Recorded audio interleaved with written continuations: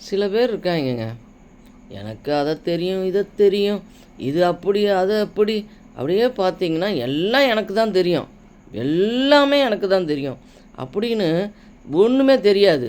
ஆனா, தெரிஞ்ச மாரி பில்டப் போடுவாய்ங்க பாருங்க. தான் தான் பெரிய அறிவாளி மாரி பெரிய பில்டப் போடுவாய்ங்க. அப்படியே அந்த சொல்றதெல்லாம் பார்த்தீங்கன்னு வச்சுக்கோங்க, ஆ அவைங்கள வந்து பெரிய அறிவு ஜீவின்னு நம்ம சொல்லிறணும்.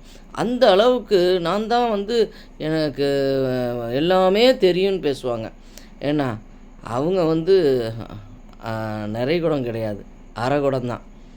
ஆனா, நல்ல அறிவுபூர்வமா உள்ளவங்க, அவங்களுக்கு தெரிஞ்சிச்சுன்னா தெரிஞ்சிச்சும்பாங்க. தெரியாதுன்னா தெரியாதுன்னு சொல்லுவாங்க. அப்ப அவங்க தான் உண்மையான அ அறிவாளி. அறிவாளி மாரி நடிக்கிறவங்கலாம் அறிவாளி கிடையாது. ஏன்னா, அ இப்ப நான் சொன்னேன் பார்த்தீங்களா? அது மாரி இருக்கான். அவன் வந்து அறிவாளி வந்து விவாதம் பண்ண மாட்டான், எதுவும் பண்ண மாட்டான். எஸ் அப்படின்ட்டு போயிட்டே இருப்பான். அப்ப அவன் தான் அறிவாளி. சும்மா எனக்கு எல்லாமே எல்லாமே தெரியும்ன்னு சொல்லிக்கிட்டு பில்டப் போட்டுக்கிட்டு இருக்கான் பாருங்க, அவன்லாம் அறிவாளி கிடையாது. ஓகே. Thank you.